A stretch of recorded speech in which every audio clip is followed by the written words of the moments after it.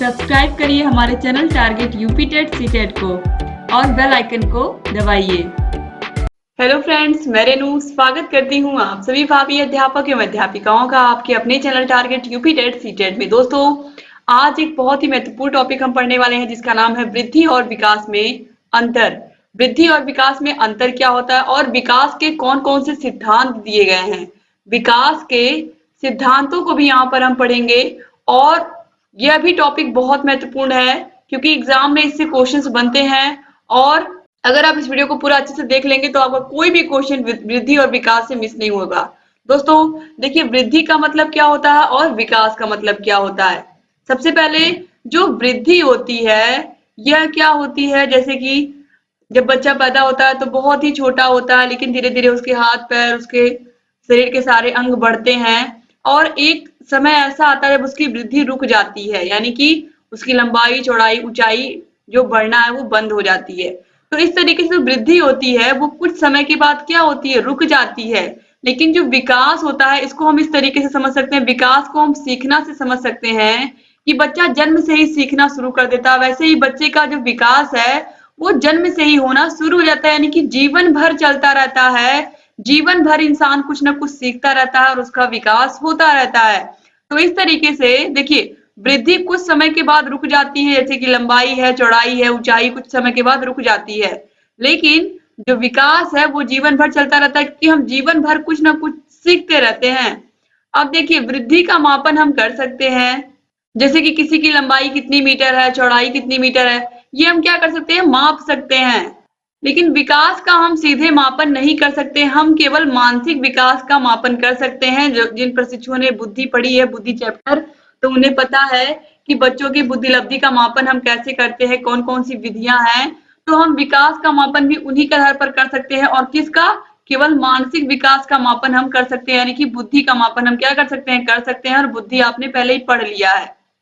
अब देखिए, इसके बाद वृद्धि केवल परिमाणात्मक होती है, जैसे कि हम भार लंबाई में क्या कर सकते हैं, इसको माप सकते हैं। जैसे हम भार लंबाई को क्या कर सकते हैं, माप सकते हैं। विकास का हम सीधे मापन नहीं कर सकते हैं। हम सामाजिक विकास, नैतिक विकास का मापन नहीं कर सकते हैं, हम केवल मानसिक विकास का मापन कर सकते हैं। कोई कितना बुद्धिमान है ये तो हम माप सकते हैं, लेकिन किसी व्यक्ति का सामाजिक विकास कितना हुआ है, उसका नैतिक विकास कितना हुआ है। सामाजिक विकास का मतलब है कि समाज के लोगों से घुलना मिलना, अपने आसपास के लोगों को जानना। नैतिक विकास का मतलब है कि हमारे अंदर लोगों के प्रति दया भावना है, लेकिन सत्यता, ईमानदारी के गुण है या नहीं है।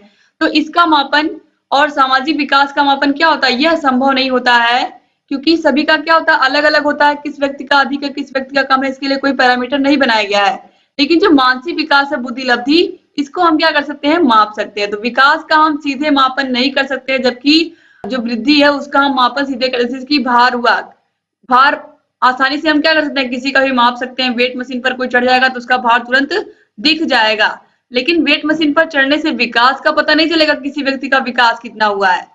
अब इसके बाद देखिए, वृद्धि का स्वरूप बाह्य होता है, बाहर से कोई व्यक्ति कितना लंबा है, चौड़ा है, उसका क्या कर सकते हैं, माप सकते हैं। कोई व्यक्ति किसी की लंबाई कितनी है, किसी का हाथ कितना लंबा है, पैर कितना लंबा है, ये सब हम माप सकते हैं। व्यक्ति कितना मोटा है, सभी चीजों को हम क्या करते हैं, माप सकते हैं मीटर की सहायता से।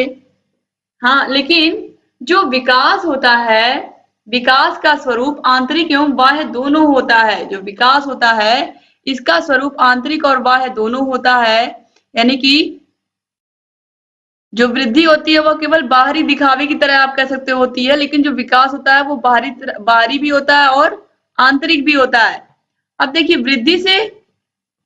वृद्धि होने से विकास भी हो सकता है और नहीं भी। जैसे कि जब कोई आदमी मोटा होता जा रहा है तो उसकी वृद्धि तो हो रही है, परंतु ये जरूरी नहीं है कि मोटा होने से उसका क्रियात्मक विकास भी बढ़े।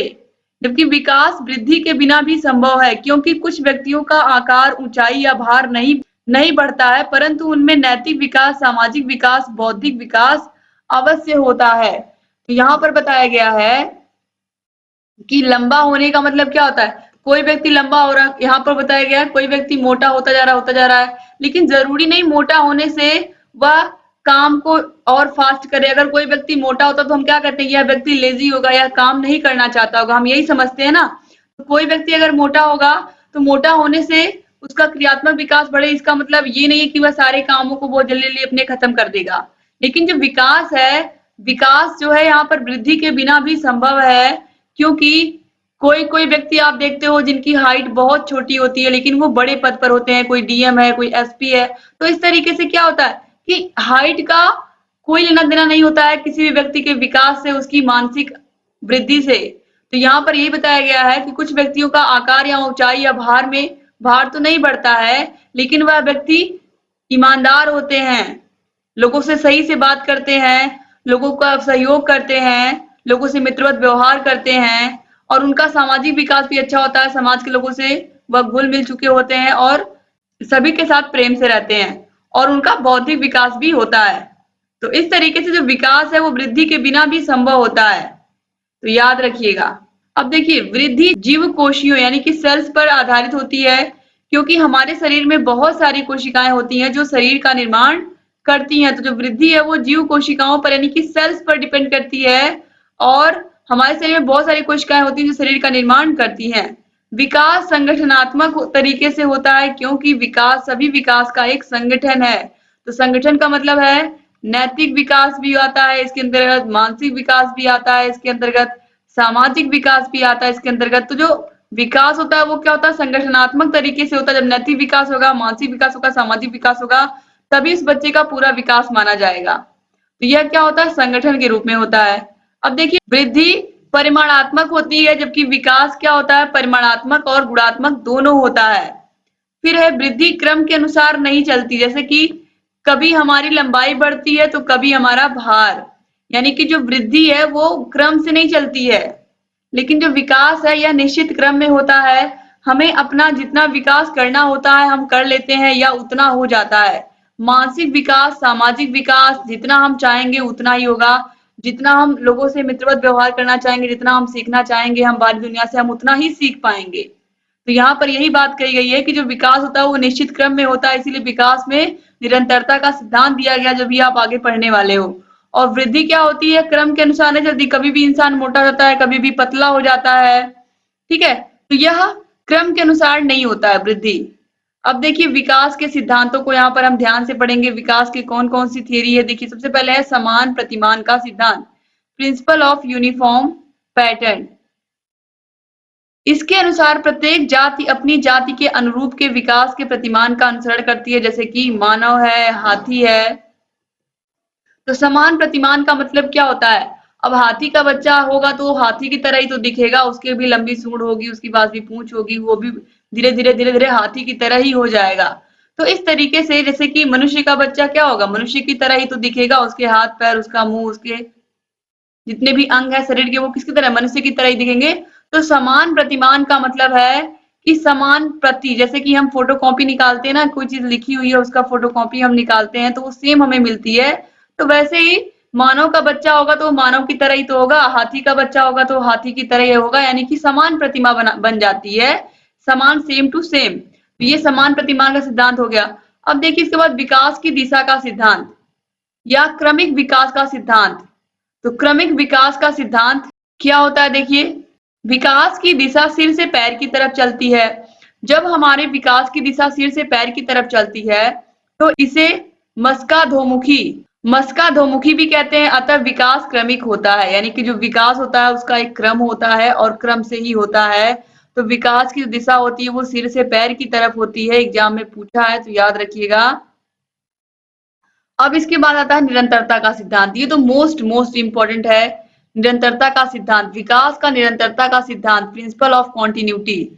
विकास कभी न रुकने वाली प्रक्रिया है, यह जीवन पर्यंत चलने वाली प्रक्रिया है, केवल इसकी गति मंद और तेज होती रहती है। तो जो विकास होता है वो क्या होता है, यह कभी न रुकने वाली प्रक्रिया है, जीवन पर्यंत चलती रहती है, और इसकी गति क्या होती है, केवल तेज और मंद होती रहती है।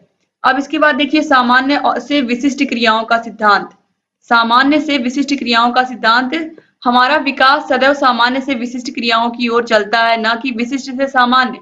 जैसे कि जब बच्चा पैदा होता है तो वह धीरे धीरे पहले वह क्या करता है, पहले वह अपने पूरा टाइम आप देखोगे बच्चा लेटा रहता है, धीरे धीरे वह उठना सीखता है। जब वह उठना सीखता है, फिर जब उठना सीख जाता है फिर उसके बाद बैठना सीखता है। अपने आप को स्थिर करने की कोशिश करता है बैठ करके। जब बैठना सीखने लगता है तो फिर धीरे धीरे उसके बाद वह चलना भी सीखने लगता है। चलना उसको आता है तब वह दौड़ लगाना सीखता है। तो इस तरीके से जो विकास होता है वो हमेशा सामान्य से विशिष्ट की ओर होता है। यानी कि बच्चा पैदा होते ही दौड़ने नहीं लगेगा। वह दौड़ने वाला क्रम क्या होगा, बाद में आएगा। सबसे पहले वह उठना, बैठना, चलना सीखेगा, तब वह दौड़ना सीखेगा। जो सामान्य यहाँ पर जो बुद्धि का सामान्य से विशिष्ट क्रियाओं का सिद्धांत है वह यही है कि बच्चा पहले साधारण चीजें सीखेगा और फिर कठिन चीजें सीखेगा। तो principle of general to specific response, तो आपको समझ में आ गया होगा ये भी। अब इसके बाद देखिए एकीकरण का सिद्धांत, यह भी एग्जाम में पूछा गया। एकीकरण का सिद्धांत क्या होता है विकास का, तो एकीकरण का सिद्धांत क्या होता है, प्रिंसिपल ऑफ यूनिटरी प्रोसेस। बच्चों में एकीकरण का गुण पाया जाता है जब हम किसी एक काम को करने के लिए अपने हाथ पैरों को एक साथ मिलाकर काम करते हैं, तो यह एकीकरण का सिद्धांत कहलाता है। कोई काम हम कर रहे हैं दाहिने हाथ से तो बायां हाथ भी आ जाता है उस काम को और जल्दी, ताकि क्या हो, वह काम जल्दी खत्म हो जाए। तो एकीकरण का सिद्धांत यही है कि हम कोई भी काम करते हैं तो क्या करते हैं, अपने हाथ पैरों को एक साथ मिला करके ही तो हम काम को करते हैं। तो इस तरीके से यह क्या है, एकीकरण का सिद्धांत कहलाता है। यानी कि बच्चों में एकीकरण का गुण पाया जाता है। कोई खिलौने, किसी खिलौने से वो खेल रहे हैं तो केवल एक हाथ से नहीं खेलेंगे, वह अपने दोनों हाथों को क्या करेंगे, उस खिलौने के साथ इन्वॉल्व रखेंगे। अब इसके बाद 6वें नंबर पर है दोस्तों व्यक्तिगत विभिन्नता या व्यक्तिगत भिन्नता का सिद्धांत। तो प्रिंसिपल ऑफ इंडिविजुअल डिफरेंस, जैसे कि बच्चों का विकास व्यक्तिगत विभिन्नता के अनुसार चलता है। किसी में विकास की गति तेज तो किसी में विकास की गति मंद होती है। स्वाभाविक सी बात है, सारे बच्चे एक जैसा नहीं सीखते हैं। एक ही क्लास में आप एक सवाल को बताते हो, कुछ बच्चे एक ही बार में समझ जाते हैं, कुछ बच्चों को आपको 2 बार में समझाना पड़ता है, कुछ बच्चे ऐसे जो 3 बार 4 बार बताने के बाद भी नहीं समझ रहे हैं, फिर आपको बताना पड़ता है। तो सारे बच्चों का व्यक्तित्व क्या होता है, अलग अलग होता है। सारे बच्चों की बुद्धि अलग अलग होती है, सारे बच्चों के सोचने समझने की क्षमता अलग अलग होती है। तो इस तरीके से जो बच्चों का विकास है वह व्यक्तिगत विभिन्नता के अनुसार भी होता है। जो बच्चा जिसका मानसिक विकास अच्छा हुआ रहेगा वह चीजों को जल्दी सीख लेगा। इस तरीके से किसी बच्चे में विकास की गति तेज होती है तो किसी बच्चे में विकास की गति मंद होती है। तो दोस्तों इस तरीके से यहाँ पर आप लोगों ने वृद्धि और विकास में अंतर और विकास के सिद्धांत पूरा पढ़ लिए। तो उम्मीद करती हूँ कि ये वीडियो आपको पसंद आई होगी और आप लोग इस वीडियो को अपने कॉलेज फ्रेंड्स को, अपने प्रिय 5 मित्रों को शेयर करना नहीं भूलेंगे और शेयर करके मुझे कमेंट करना तो बिल्कुल मत भूलिएगा दोस्तों, क्योंकि आप लोग शेयर करते हो उतनी मेहनत से मुझे भी जान के खुशी होगी कि आप लोग वीडियो को शेयर कर रहे हो और आप लोग मेरी मेहनत को सराहते हो। मुझे बहुत अच्छा लगता है, आप लोग कमेंट के माध्यम से बताते हो तो और मोटिवेशन मिलती है कि आपके लिए लगातार और वीडियोस हम लेकर के आए। तो प्लीज दोस्तों लाइक और कमेंट करके ही जाया करिए वीडियो को, और कोई भी समस्या हो तो हमसे बताया करिए। यहाँ ऊपर आई बटन पर क्लिक करके आपको सारे वीडियोस की लिंक मिल जाएगी। और अगर चैनल को अभी तक सब्सक्राइब नहीं किया आपने तो प्लीज सब्सक्राइब कर दीजिए, बगल में घंटी का निशान होगा उसको भी प्रेस कर दीजिए, ताकि जो भी नई वीडियोस हम बनाते हैं उसका नोटिफिकेशन आप लोग के पास समय से जाए और आप बिना मिस किए हमारे सारे वीडियोस को ऐसे ही देखते रहें। एक बार फिर से आप सभी का बहुत बहुत धन्यवाद वीडियो को पूरा देखने के लिए। ऐसे चैनल से बने रहिए, सारे वीडियोस को देखते रहिए, जहां कहीं कोई भी समस्या है हमसे बताते रहिए। डिस्क्रिप्शन बॉक्स, कमेंट बॉक्स में सारी वीडियोस की लिंक मिल जाएगी। बुक्स कौन सी लेनी है, तैयारी कैसे करनी है, सबके बारे में, कम समय में कैसे आप तैयारी कर सकते हैं बेहतर, मैंने सारी चीजें आपको बताई हैं। और अगर आपको फ्री पीडीएफ चाहिए तो फ्री पीडीएफ के लिए आप हमारे टेलीग्राम चैनल को ज्वाइन कर लीजिए। तो फ्री पीडीएफ आपको टेलीग्राम चैनल पर मिलेगी और टेलीग्राम का लिंक आपको डिस्क्रिप्शन बॉक्स, कमेंट बॉक्स मिल जाएगा। सिंपली टेलीग्राम पर जा करके आप target UP TET CTET search कर सकते हो। TUC इस तरीके से लिखा हुआ हमारा येलो कलर का लोगो मिल जाएगा, उस पर क्लिक करके आप चैनल को ज्वाइन हो सकते हैं। रेगुलर आपको सारे वीडियोस वहां पर मिलते हैं। सारे वीडियोस की अगर आपके यूट्यूब पर अगर आपको बेल आइकन आपने प्रेस किया उसके बाद भी नोटिफिकेशन नहीं आ रही है तो आप लोग टेलीग्राम से जुड़ने के बाद इसका लाभ ले सकते हैं, क्योंकि टेलीग्राम पर कोई वीडियो आने से पहले उसको हम शेयर कर देते हैं ताकि आप लोग सही टाइम पर अलर्ट होकर के और उसको वीडियो को पूरा देख पाए। तो इस तरीके से आप लोग जरूर टेलीग्राम से जुड़िए और सारे वीडियोस को ऐसे ही देखिए। उम्मीद करती हूँ दोस्तों आप लोग को ये वीडियो भी पसंद आई होगी और आप ऐसे चैनल से बने रहेंगे। जय हिंद दोस्तों।